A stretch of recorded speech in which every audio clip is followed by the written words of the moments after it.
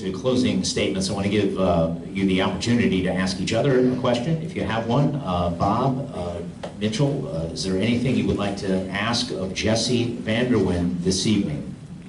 Well, and it might be the third rail is farmland preservation, but I noticed in an article that you answered questions on that you would support a constitutional amendment to force $10 million per year to be placed into the farmland ag land preservation program.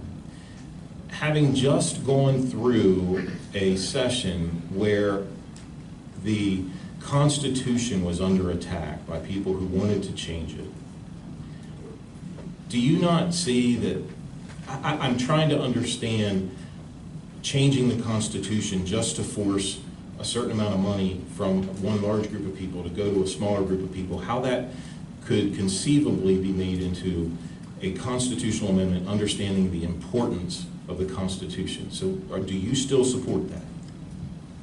Well, Bob, quite frankly, I don't know where that was written, but I never said that.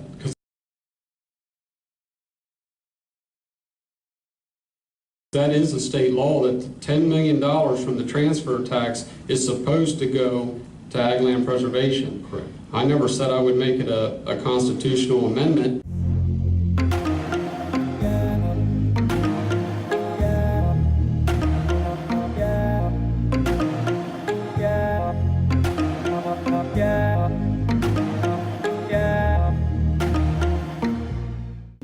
I think if you look at what the program, here's my thing with this, Bob. There's also a mess of money in most general assemblies or most budgets from year to year that go towards DNREC's open space program. And I take issue with this program because they're out buying land to preserve fee simple.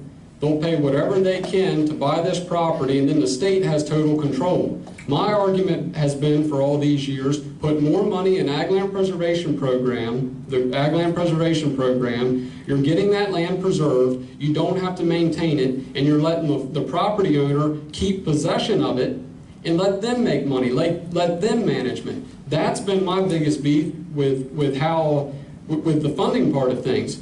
Get rid of open space, put that money to ag land preservation, and that money's going to come back home to all of us.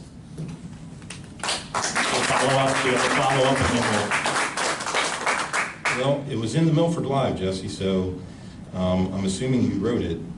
The question was, along with more jobs, need for housing for people working in Delaware will grow. This is a concern that there's too many developments and that Delaware agriculture will suffer if development continues at this pace. How do you plan to offset the need for housing with the need for agriculture? What solutions do you have for development versus farming argument?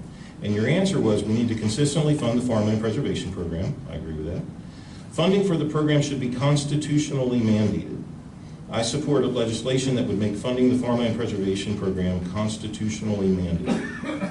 All right. Do you follow up to that? That's why I said that. I just, if my stance on that has been it's already a state law, and I don't know if there was some miscommunication there, but my stance on that is it's a state law of $10 million and it should be fully funded, because I'm tired of our government creating more programs up and down the state when they can't even fund the ones they have. All right, we are.